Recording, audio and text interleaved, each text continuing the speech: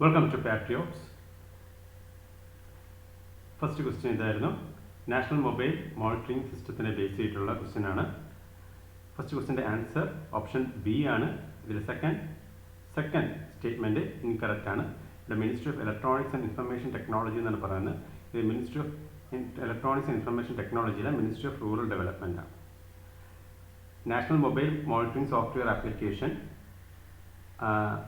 Ministry of rural development ആണ് national mobile monitoring software application launch ചെയ്തിട്ടുള്ളത്. ഇതിൻ്റെ സഹായത്തോടു കൂടി മൻരേഗ വർക്കേഴ്സിൻ്റെ റിയൽ ടൈം അറ്റൻഡൻസ് എടുക്കാൻ സാധിക്കുന്നതാണ്.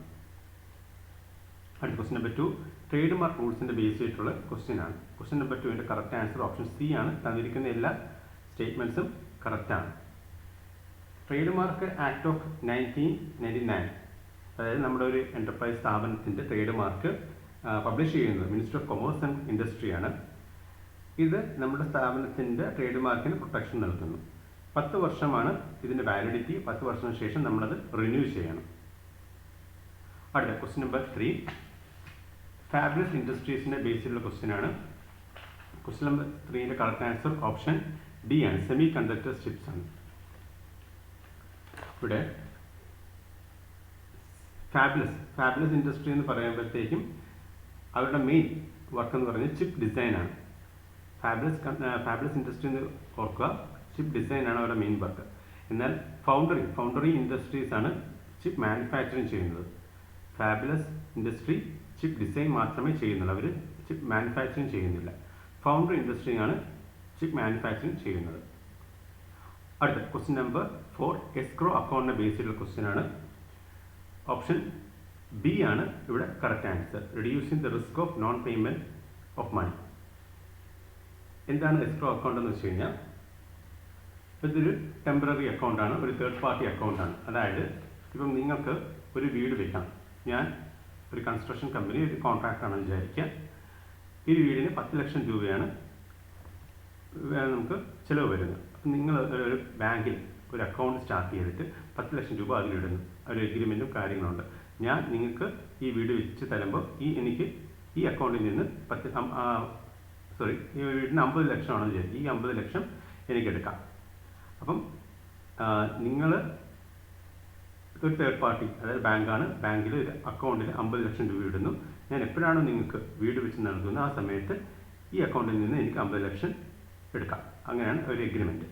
അതായത് ഇതൊരു റിസ്ക് ഇല്ലാതാവും. കാരണം എന്ന് വെച്ച് കഴിഞ്ഞാൽ ഇപ്പം നിങ്ങൾക്ക് ഒരു വീട് വീട് വിൽക്കണം. ഞാൻ കൺസ്ട്രക്ഷൻ കമ്പനിയോട് വീട് വെച്ച് തരുന്നത്. വീട് വെച്ചതിന് ശേഷം നിങ്ങൾ എനിക്ക് 50 ലക്ഷം തരുന്നില്ല. അപ്പം എനിക്കത് നഷ്ടമാണ്. അല്ലെങ്കിൽ നിങ്ങൾക്ക് ഞാൻ വീട് വെച്ച് തന്നു, പക്ഷേ നിങ്ങൾ എനിക്ക് 50 ലക്ഷം തന്നില്ല. അപ്പോഴത്തേക്ക് എനിക്കത് നഷ്ടമാണ്. അപ്പം അപ്പോഴത്തേക്ക് ഈ തേർഡ് പാർട്ടി അക്കൗണ്ടിൽ 50 ലക്ഷം ഇട്ട് കഴിഞ്ഞാൽ എഗ്രിമെൻറ്റ് വന്നു കഴിഞ്ഞാൽ ആ റിസ്ക് അവോയ്ഡ് ചെയ്യാം. അടുത്ത ക്വസ്റ്റ്യൻ നമ്പർ 5 ഷോർട്ട് സെല്ലിങ്ങിനെ ബേസിലുള്ള ക്വസ്റ്റ്യൻ ആണ്. ഈ ക്വസ്റ്റ്യൻ നമ്പർ 5ൻ്റെ കറക്റ്റ് ആൻസർ ഓപ്ഷൻ സി ആണ്. അതായത് ഫസ്റ്റ് സ്റ്റേറ്റ്മെൻറ്റ് ഇങ്ങനെ പറയുന്നു: short selling is opposite to the traditional investment strategy of buy low and sell high. Short സെല്ലിങ്ങിയുടെ ഓപ്പോസിറ്റ് എന്നാണ് പറയുന്നത്. അതുകൊണ്ടാണ് ഇവിടെ ഇൻകറക്റ്റ്. ഷോർട്ട് സെല്ലിംഗ് എന്ന് പറയുന്നത് തന്നെ സെൽ ഹൈ ബൈ ലോ ആണ്. ഷോർട്ട് സെല്ലിംഗ് സെക്കൻഡ് സ്റ്റേറ്റ്മെൻറ്റ് ഇവിടെ കറക്റ്റാണ്, ഫസ്റ്റ് സ്റ്റേറ്റ്മെൻറ്റ് ഇൻകറക്റ്റ് ആണ്. അതുകൊണ്ടാണ് ഓപ്ഷൻ സി വരുന്നത്. എന്താണ് ഷോർട്ട് സെല്ലിംഗ്? ഒരു സ്റ്റോക്കിൽ ഒരു ബോറോ ഷെയർ സ്റ്റോക്ക് മാർക്കറ്റിൽ ഹൈ പ്രൈസിൽ സെല്ല് ചെയ്യും. എന്നാൽ നമുക്കറിയാം അതിൻ്റെ വില ഇനി കൂടില്ല, താഴോട്ട് പോവുകയേ ഉള്ളൂ. ആ സമയത്ത് ബോറോ ചെയ്ത ഷെയർ 1000 രൂപയ്ക്ക് സെല്ല് ചെയ്തെന്ന് വിചാരിക്കാം. എന്തായാലും നമുക്കറിയാം അതിൻ്റെ വില കൂടില്ല. ഇതിൻ്റെ വില താഴുന്ന സമയത്ത് 500 രൂപ ഉപയോഗിച്ച് അത് നമ്മൾ മേടിക്കുന്നു, അത് തിരിച്ചു കൊടുക്കുന്നു. അപ്പോൾ ഇതിനെയാണ് ഷോർട്ട് സെല്ലിംഗ് എന്ന് പറയുന്നത്. അടുത്ത ക്വസ്റ്റ്യൻ നമ്പർ 6. ക്വസ്റ്റ്യൻ നമ്പർ 6ൻ്റെ കറക്റ്റ് ആൻസർ ഇവിടെ ഫസ്റ്റ് സ്റ്റേറ്റ്മെൻറ്റ് പറയുന്നത് ടാക്സ് ബയോൺസി എന്നാണ്. Tax buoyancy is the total response of tax revenue to change in national income എന്ന് പറയുന്നത്. നാഷണൽ ഇൻകം അല്ല, GDP ആണ്.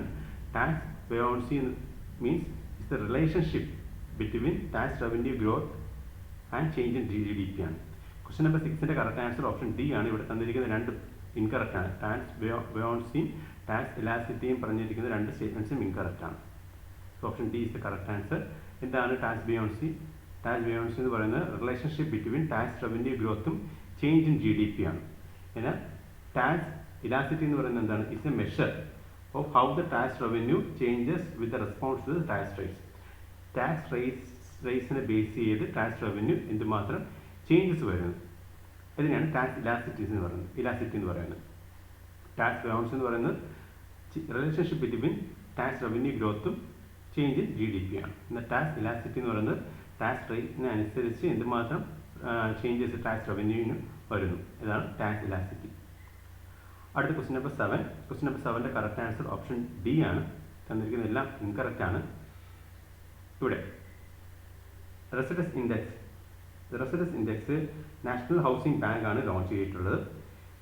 2007 റെസിഡൻസ് ഇൻഡെക്സ് ലോഞ്ച് ചെയ്തിട്ടുള്ളത്. നാഷണൽ ഹൗസിംഗ് ബാങ്ക് ആണ് റെസിഡൻസ് ഇൻഡെക്സ് ലോഞ്ച് ചെയ്യുന്നത്. It is the country's official housing price index. 50 സിറ്റീസിലാണ്, 18 സ്റ്റേറ്റ്സിലായിട്ട് 50 സിറ്റീസിലാണ്, യൂണിയൻ ടെറിട്ടറീസും സ്റ്റേറ്റുമായിട്ട് 50 സിറ്റീസിലാണ് ഈ ഒരു ഇൻഡെക്സ് കണ്ടക്ട് ചെയ്യുന്നത്. ഇതിൻ്റെ ബേസ് ഇയർ 2012-13 ആണ്. എന്നാൽ ഹൗസ് പ്രൈസ് ഇൻഡെക്സ് പബ്ലിഷ് ചെയ്യുന്നത് RBI ആണ്. ബേസ് ഇയർ 2010-11 ആണ്. അടുത്ത ക്വസ്റ്റ്യൻ നമ്പർ 8. ഇൻഫ്ലേഷൻ്റെ ബേസിലുള്ള ക്വസ്റ്റ്യൻ ആണ്. Inflation India is positively influenced by. ഇവിടെ ക്വസ്റ്റ്യൻ നമ്പർ 8ന്റെ കറക്റ്റ് ആൻസർ ഓപ്ഷൻ ബി ആണ്. ഇവിടെ സെക്കൻഡ് സ്റ്റേറ്റ്മെന്റ് ഇൻകറക്റ്റ് ആണ്. എന്തുകൊണ്ട് സെക്കൻഡ് സ്റ്റേറ്റ്മെന്റ് ഇൻകറക്റ്റ് എന്ന് വെച്ച് കഴിഞ്ഞാൽ FDIയുടെ ഇൻഫ്ലോയോ ഔട്ട്ഫ്ലോയോ ഒരിക്കലും ഇൻഫ്ലേഷനെ അഫക്റ്റ് ചെയ്യുന്നില്ല. FDI ഫോറിൻ ഡയറക്റ്റ് ഇൻവെസ്റ്റ്മെന്റ് ഇൻഫ്ലോയോ ഔട്ട്ഫ്ലോയോ ഇൻഫ്ലേഷനെ അഫക്റ്റ് ചെയ്യുന്നില്ല. So first statement second statement correct ആണ്. Option B is the correct answer. Depreciation currency depreciation വരുമ്പോഴത്തേക്ക് എപ്പോഴും അറിയാം അത് എക്സ്പോർട്ടിനെ ഉപയോഗപ്പെടും, എന്നാൽ ഇമ്പോർട്ട് വളരെ എക്സ്പെൻസീവാണ്. So it creates inflation. അടുത്ത question number 9. Petroleum planning and analysis cell base ചെയ്ത ക്വസ്റ്റ്യൻ ആണ്. ക്വസ്റ്റ്യൻ നമ്പർ 9ന്റെ കറക്റ്റ് ആൻസർ ഓപ്ഷൻ ബി ആണ്. ഇവിടെ തേർഡ് സ്റ്റേറ്റ്മെന്റ് ഇൻകറക്റ്റ് ആണ്. ഇവിടെ തേർഡ് സ്റ്റേറ്റ്മെന്റ് ഇങ്ങനെ പറയുന്നത് governing body headed by prime minister of India എന്ന് പറയുന്നു. പെട്രോളിയം പ്ലാനിംഗ് ആൻഡ് അനാലിസിസ് സെല്ലിന്റെ governing body headed by director general. Petroleum planning and അനാലിസിസിന്റെ ഡയറക്ടർ ജനറൽ തന്നെയാണ് ഹെഡ് ചെയ്യുന്നത്, പ്രൈം മിനിസ്റ്റർ അല്ല. ഈ petroleum planning analysis cell create ചെയ്ത് 2002-ലാണ് ക്രിയേറ്റ് ചെയ്യുന്നത്. ഇത് ministry of petroleum and natural ഗ്യാസിന് കീഴിലാണ് വരുന്നത്. ഇതിനു മുമ്പേ ഓയിൽ കോർപ്പറേഷൻ കമ്മിറ്റി എന്നൊരു ഉണ്ടായിരുന്നു. അതിൻ്റെ ശേഷമാണ് അതിനെ റീപ്ലേസ് ചെയ്യാൻ petroleum planning and analysis cell വരുന്നത്. ഇതിൻ്റെ ഹെഡ് ചെയ്യുന്നത് ഡയറക്ടർ ജനറൽ തന്നെയാണ്. അടുത്ത question number 10. GIFT City base ചെയ്തിട്ടുള്ള ക്വസ്റ്റ്യൻ ആണ്. ക്വസ്റ്റ്യൻ നമ്പർ 10ന്റെ കറക്റ്റ് ആൻസർ ഓപ്ഷൻ ബി ആണ്.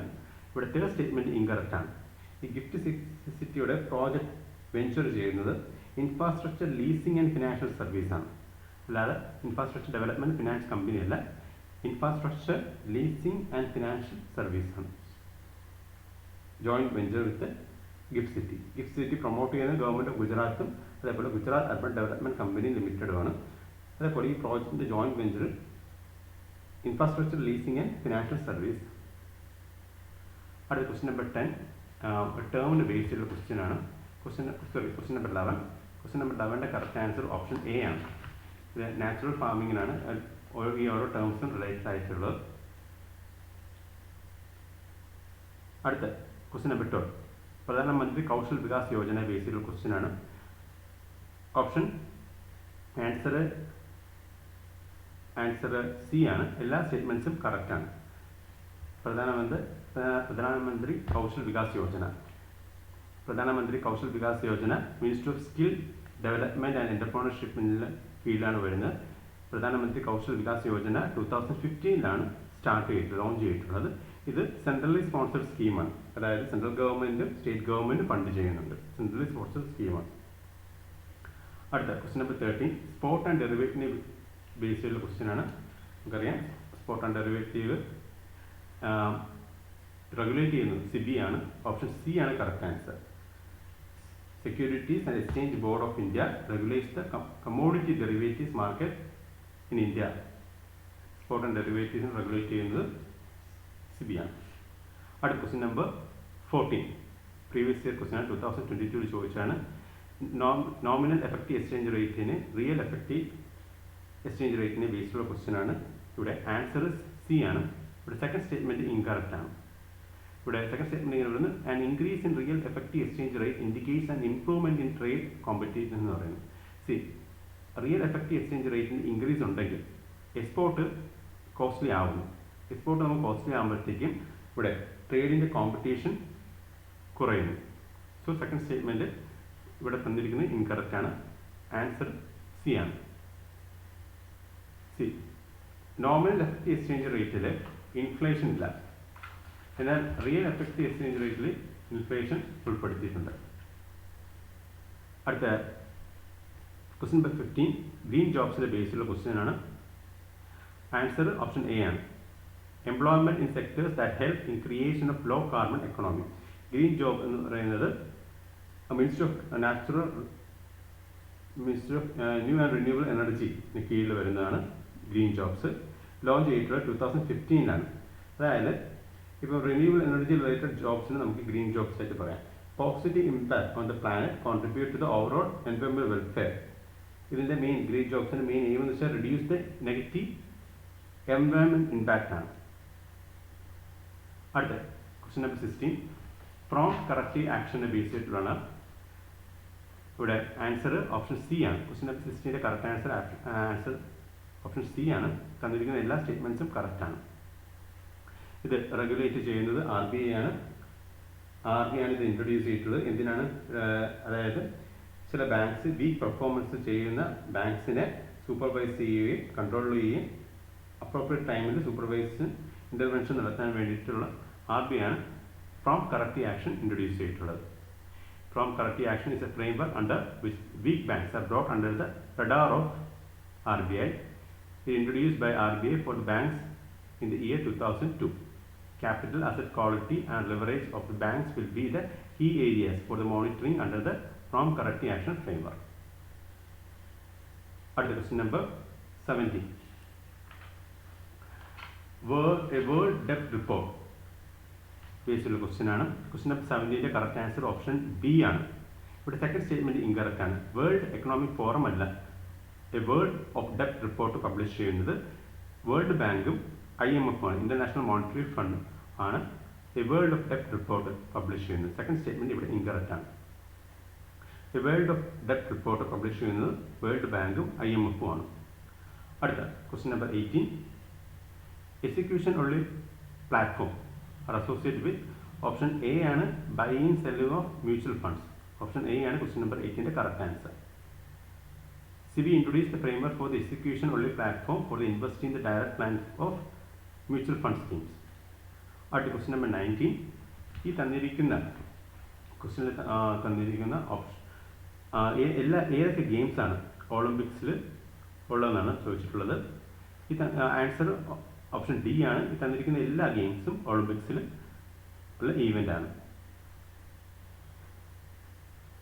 ഒളിമ്പിക്സിൽ പ്രധാനമായിട്ട് 42 സ്പോർട്സ് ഉണ്ട്. അതിൽ 32 സമ്മർ ഒളിമ്പിക്സിലും 10 ഗെയിംസ് വിൻ്റർ ഒളിമ്പിക്സിലുമാണ് ഉള്ളത്. അടുത്ത ക്വസ്റ്റ്യൻ നമ്പർ 20 2021 UPSC ഫിലിംസ് ചോദിച്ച ക്വസ്റ്റ്യൻ ആണ്.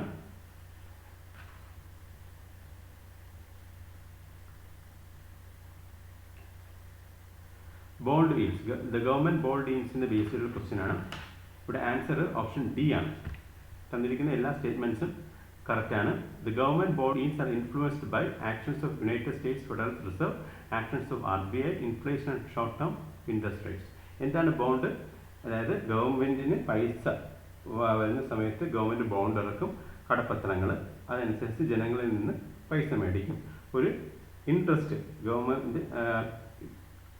ഗവൺമെൻറ്റിന് പൈസ കൊടുക്കുന്ന ജനങ്ങൾക്ക് ഷുവറായിട്ട് ഒരു ഗ്യാരണ്ടി ഉണ്ട്, ഇൻട്രസ്റ്റ് ലഭിക്കും. ഈ ഇൻട്രസ്റ്റിനെയാണ് ഇല്ലെങ്കിൽ ബോണ്ട് കൂപ്പൺ അല്ലെങ്കിൽ ബോണ്ട് ഇൻട്രസ്റ്റ് എന്ന് പറയുന്നത്. അതിനെയാണ് ഈ ബോണ്ട് ഇൻട്രസ്റ്റിനെയാണ് ബോണ്ട് ഈൽഡ് എന്ന് പറയുന്നത്.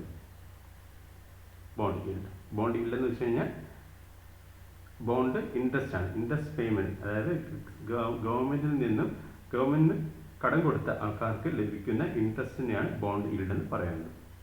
അടുത്ത ക്വസ്റ്റ്യൻ നമ്പർ 21 ഈ തന്നിരിക്കുന്നതിൽ ഏതൊക്കെയാണ് ഡയറക്റ്റ് ടാക്സ് എന്നാണ് ചോദിച്ചിട്ടുള്ളത്. ക്വസ്റ്റ്യൻ നമ്പർ 21ന്റെ കറക്റ്റ് ആൻസർ ഇവിടെ സർവീസ് ടാക്സ് ഇൻഡയറക്റ്റ് ടാക്സ് ആണ്. അതേപോലെ മിനിമം അൾട്ടർനേറ്റീവ് ടാക്സും ഇൻഡയറക്റ്റ് ടാക്സ് ആണ്. സോ ഓപ്ഷൻ ബി ആണ്. സെക്യൂരിറ്റി ട്രാൻസാക്ഷൻ ടാക്സും ഫ്രിഞ്ച് ബെനിഫിറ്റ് ടാക്സുമാണ് ഡയറക്റ്റ് ടാക്സ് ആയിട്ട് വരുന്നത്. സർവീസ് ടാക്സ് ഇൻഡയറക്റ്റ് ടാക്സ് ആണ്. മിനിമം അൾട്ടർനേറ്റീവ് ടാക്സും ഇൻഡയറക്റ്റ് ടാക്സ് ആണ്. ഇവിടെ സർവീസ് ഇൻട്രാൻസാക്ഷൻ ടാക്സ് എന്ന് പറയുന്നത് സ്റ്റോക്ക് മാർക്കറ്റിൽ സെക്യൂരിറ്റീസ് ബൈ ചെയ്യുന്നതും സെല്ല് ചെയ്യുന്ന സമയത്തും ടാക്സ് പേ ചെയ്യണം. അതൊരു ഡയറക്റ്റ് ടാക്സ് ആണ്. ഇതിനെയാണ് സെക്യൂരിറ്റീസ് ട്രാൻസാക്ഷൻ ടാക്സ് എന്ന് പറയുന്നത്. ഇത് ഫ്രിഞ്ച് ബെനിഫിറ്റ്സ് ടാക്സ് 2009 അബോളിഷ് ചെയ്താണ്. ഇതും ഒരു ഡയറക്റ്റ് ടാക്സ് ആണ്. സോ ഇതിൽ ഡയറക്റ്റ് ടാക്സ് ആയിട്ട് വരുന്നത് 3ഉം 4ഉം മാത്രമാണ്. അടുത്ത question number 22. Light weight payment system. RBI ആണ് light weight payment system introduce ചെയ്തിട്ടുള്ളത്. ക്വസ്റ്റ്യൻ നമ്പർ 22ന്റെ കറക്റ്റ് ആൻസർ ഓപ്ഷൻ ഡി ആണ്. The payment system that can be operated from anywhere by a bare minimum staff. ഈ light weight payment system എന്ന് വെച്ച് കഴിഞ്ഞാൽ ഇപ്പം നമുക്കറിയാം ഈ പേയ്മെന്റ് സിസ്റ്റം ഒരു കോംപ്ലക്സ് ആയിട്ടുള്ള കാര്യമാണ്. ഒരുപാട് ഹാർഡ്വെയറും സോഫ്റ്റ്വെയറും അതേപോലെ ഒരുപാട് സ്റ്റാഫ്സിൻ്റെ ആവശ്യമുള്ളതാണ്. എന്നാൽ രാജ്യത്തൊരു വാറോ നാച്ചുറൽ കലാമിറ്റീസോ ഉണ്ടാവുന്ന സമയത്ത് ഒരു മിനിമം ഹാർഡ്വെയറും സോഫ്റ്റ്വെയറും സഹായത്തോടെ മിനിമം സ്റ്റാഫിൻ്റെ രീതിയിൽ പേയ്മെന്റ് സിസ്റ്റം നമുക്ക് എങ്ങനെ നടത്താം എന്നൊരു ഇതാണ് light weight payment system RBI ആണ് ഇൻട്രൊഡ്യൂസ് ചെയ്തിട്ടുള്ളത്. അടുത്ത ക്വസ്റ്റ്യൻ നമ്പർ 23. ഹാർഡ് ലാൻഡിങ്ങിന് ബേസ് ചെയ്തിട്ടുള്ള ക്വസ്റ്റ്യൻ ആണ്. ഇവിടെ question number 23 correct answer option C ആണ്. ഓപ്ഷൻ സി ഇങ്ങനെ പറയുന്നത് an economic cycle characterized by slow growth, a high unemployment rate and rising inflation. ഇവിടെ ഹാർഡ് ലാൻഡിൻ്റെ ഓപ്പോസിറ്റ് ആണ് സോഫ്റ്റ് ലാൻഡിങ്. അതായത് ഹാർഡ് ലാൻഡിങ് എന്ന് പറയുന്നത് ഒരു എക്കണോമിക് സിറ്റുവേഷൻ ആണ്. എന്ത് എക്കണോമിക് സിറ്റുവേഷൻ ആണ്? എക്കണോമിയിൽ സഡൻ സ്ലോ ഡൗൺ ആവുന്നു, അൺഎംപ്ലോയ്മെൻറ്റ് ഉണ്ടാകുന്നു, അതേപോലെ ഇൻഫ്ലേഷൻ വളരെ ഹൈ ആവുന്നു, കൺസ്യൂമറിൻ്റെ സ്പെൻഡിങ് വളരെ കുറയ്ക്കുന്നു, സപ്ലൈ ആൻഡ് ഡിമാൻഡിൽ ഇംബാലൻസ് വരുന്നു. സോ ഹാർഡ് ലാൻഡിങ് എന്ന് പറയുമ്പോഴത്തേക്ക് ഓർക്കുക എക്കണോമി ഡൗൺ ആവുകയാണ്. എന്നാൽ സ്ലോ ലാൻഡിങ് എന്ന് പറയുന്നത് എക്കണോമിക് സിറ്റുവേഷൻ ഹൈ ആവുക, എക്കണോമിക് ഗ്രോത്ത് ഹൈ ആവുകയും ഇൻഫ്ലേഷൻ അണ്ടർ കൺട്രോൾ ആണ്.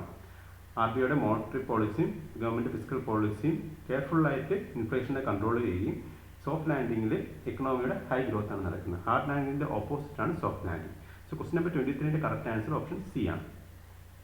അടുത്ത ക്വസ്റ്റ്യൻ നമ്പർ 24. ഇവിടെ ഓസ്ട്രോ അക്കൗണ്ടിനെ ബേസ് ചെയ്തിട്ടുള്ള ചോദ്യമാണ് ചോദിച്ചിട്ടുള്ളത്. ക്വസ്റ്റ്യൻ നമ്പർ 24ന്റെ കറക്റ്റ് ആൻസർ ഓപ്ഷൻ ബി ആണ്. ഓപ്ഷൻ ബി ഇങ്ങനെ പറയുന്നത് a bank account held in domestic currency by foreign banks denominated in domestic currency.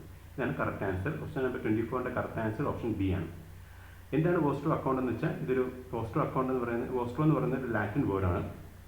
ഇത് ഓസ്ട്രോ അക്കൗണ്ടിൻ്റെ അർത്ഥം എന്ന് വെച്ച് കഴിഞ്ഞാൽ യുവർ അക്കൗണ്ട് വിത്ത് അസ് എന്നാണ് ഓസ്ട്രോ അക്കൗണ്ടിൻ്റെ മീനിങ്. അതായത് ഇപ്പം റഷ്യ ഇന്ത്യയിൽ ഒരു ബാങ്കിൽ ഒരു അക്കൗണ്ട് സ്റ്റാർട്ട് ചെയ്യുകയാണ്.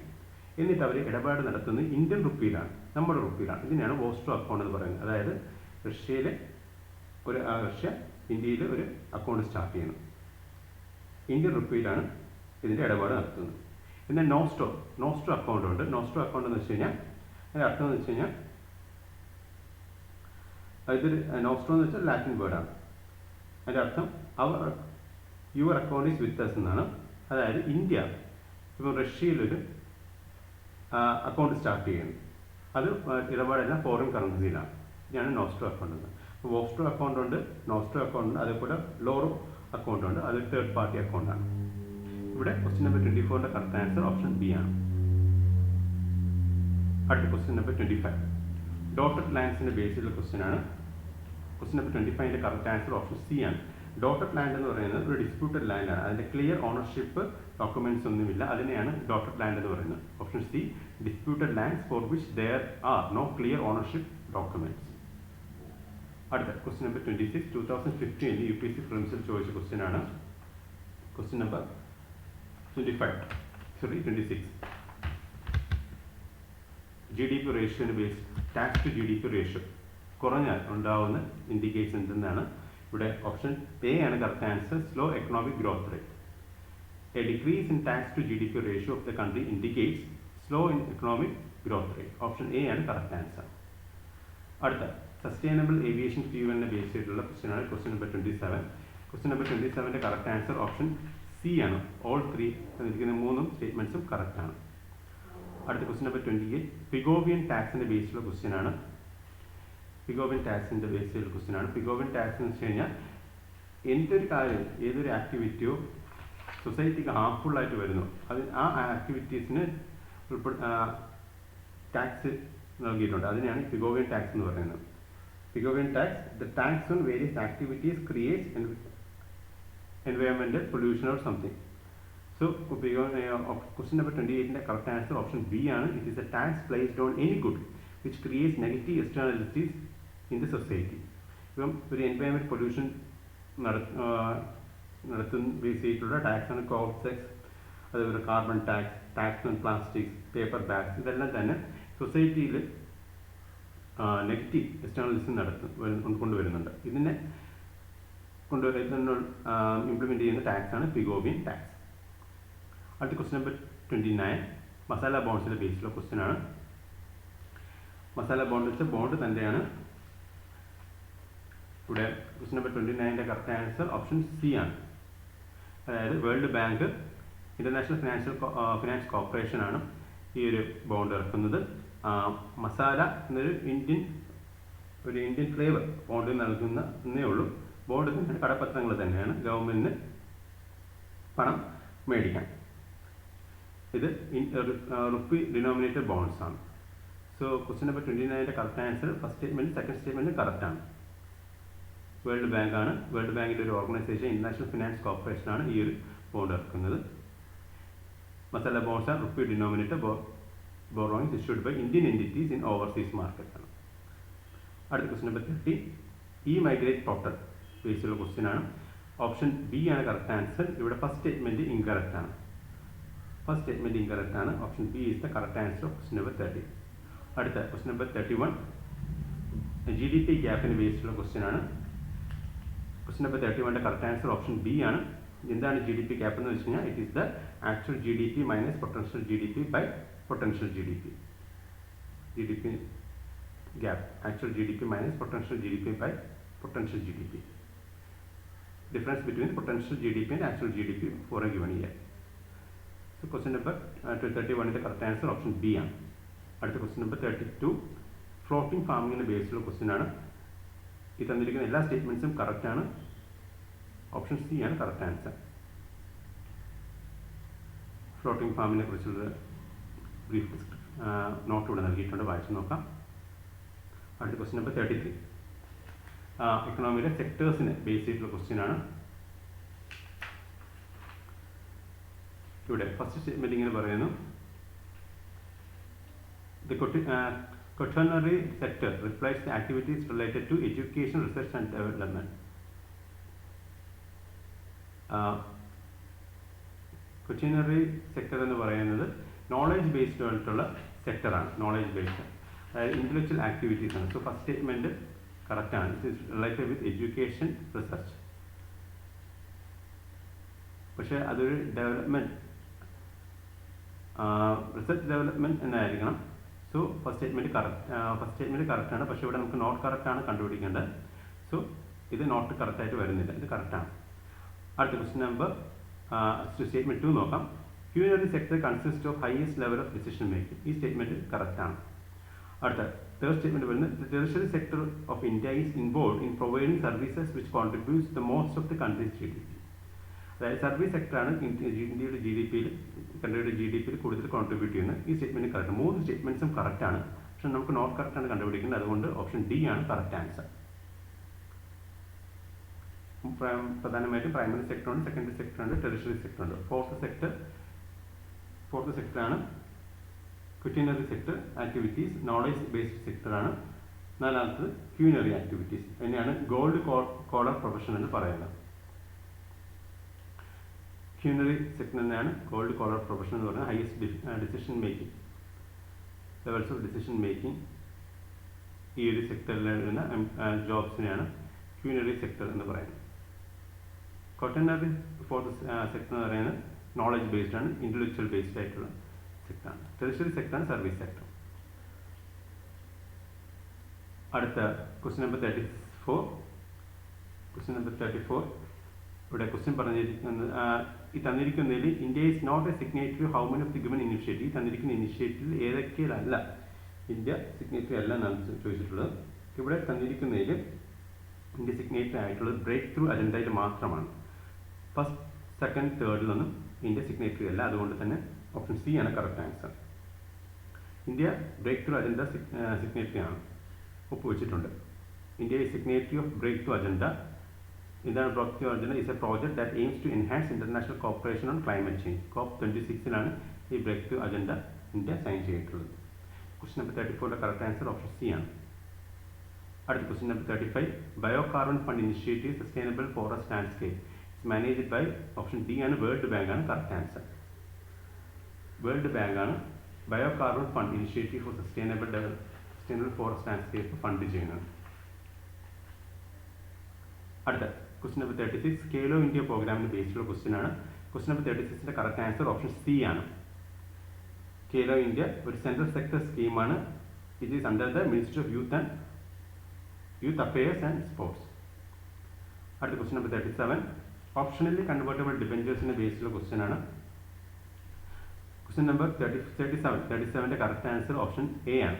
ഫസ്റ്റ് സ്റ്റേറ്റ്മെന്റ് മാത്രമാണ് correct answer, second statement correct ആവുന്നില്ല. എന്താണ് ഡിബെഞ്ചേഴ്സ്?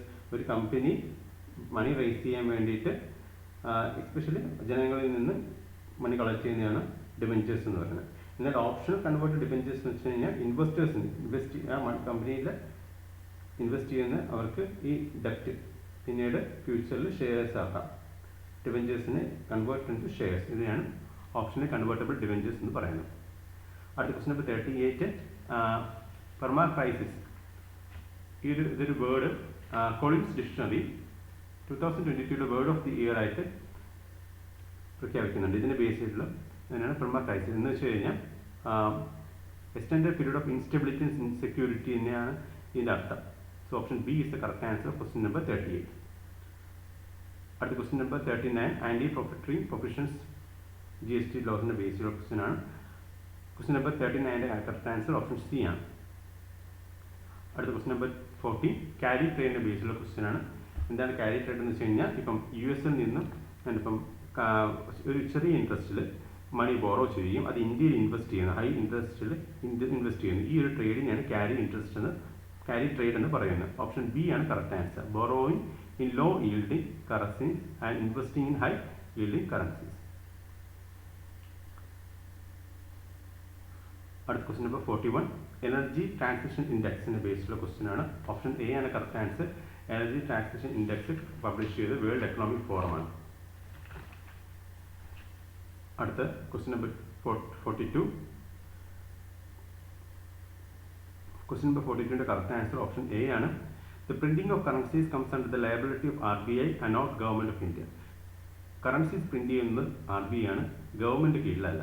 ഗവൺമെന്റ് അല്ല ചെയ്യുന്നത്, ഗവൺമെന്റ് കോയിൻസ് ആണ് പ്രിന്റിങ് ചെയ്യുന്നത്.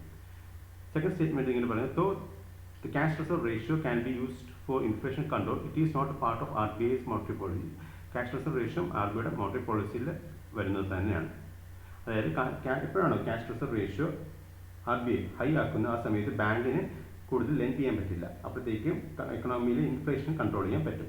എപ്പോഴാണോ ക്യാഷ് റിസർവ് റേഷ്യോ ബാങ്കിൽ കുറയുന്നത് ആ സമയത്ത് ബാങ്കിന് ലോൺസ് കൊടുക്കാൻ സാധിക്കും, ആ സമയത്ത് ഇൻഫ്ലേഷൻ ഉണ്ടാകും. അടുത്ത ക്വസ്റ്റ്യൻ നമ്പർ 43. ക്വസ്റ്റ്യൻ നമ്പർ 43ന്റെ കറക്റ്റ് ആൻസർ ഓപ്ഷൻ സി ആണ്. അതായത് എല്ലാ സ്റ്റേറ്റ്മെന്റ്സും കറക്റ്റ് ആണ്. ഇവിടെ ഫസ്റ്റ് സ്റ്റേറ്റ്മെന്റ് നോക്കൂ. ഫസ്റ്റ് സ്റ്റേറ്റ്മെന്റ് പറയുന്നത് raising capital from existing shareholders of a company is called right issue. അതായത് ഒരു കമ്പനിയുടെ ഷെയർസ് ഓൾറെഡി ഷെയർ ഹോൾഡേഴ്സ് മേടിച്ചിട്ടുണ്ട്. ഈ ഷെയർ ഹോൾഡേഴ്സിന് കമ്പനി ഒരു ഡിസ്കൗണ്ട് റേറ്റിൽ ഷെയർസ് വിൽക്കുന്നു. ഇതിനെയാണ് റൈറ്റ്സ് ഇഷ്യൂ എന്ന് പറയുന്നത്. Raising capital from the existing shareholders of the company is called right issue. Second statement നോക്കൂ. Raising capital by selling shares to a select group of investors is known as private placement. അതായത് കമ്പനിയുടെ share ഒരു select groups of ഇൻവെസ്റ്റേഴ്സിന് മാത്രം വിൽക്കുന്നു. ഇതിനെയാണ് private placement എന്ന് പറയുന്നത്. Public issue is the third statement എന്ന് പറയുന്നത്. Public issue is A part of the primary market issue. Primary market issue എന്ന് വെച്ച് കഴിഞ്ഞാൽ എന്താണ്?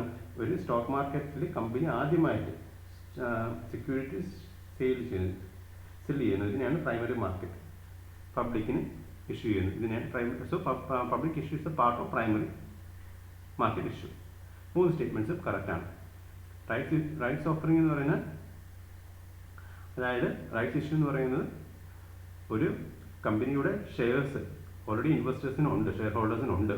ആ ഷെയർ ഹോൾഡേഴ്സിന് കമ്പനി ഡിസ്കൗണ്ട് റേറ്റിൽ ഷെയർസ് വീണ്ടും സെല്ല് ചെയ്യുന്നത്. ഇതിനാണ് റൈറ്റ്സ് ഇഷ്യൂ എന്ന് പറയുന്നത്. പ്രൈവറ്റ് പ്ലേസ്മെൻറ്റ് എന്ന് പറയുന്ന കമ്പനിക്ക് താല്പര്യമുള്ള കുറച്ച് ഇൻവെസ്റ്റേഴ്സിന് മാത്രം ഷെയർസ് സെല്ല് ചെയ്യുന്നത്. ഇതിനാണ് പ്രൈവറ്റ് പ്ലേസ്മെൻറ്റ് എന്ന് പറയുന്നത്. പ്രൈമറി മാർക്കറ്റ് എന്ന് പറയുന്നത് ഒരു കമ്പനി ആദ്യമായിട്ട് സ്റ്റോക്ക് മാർക്കറ്റിൽ സെക്യൂരിറ്റി സെല്ല് ചെയ്യുന്നതാണ് പ്രൈവറ്റ് മാർക്കറ്റ് എന്ന് പറയുന്നത്.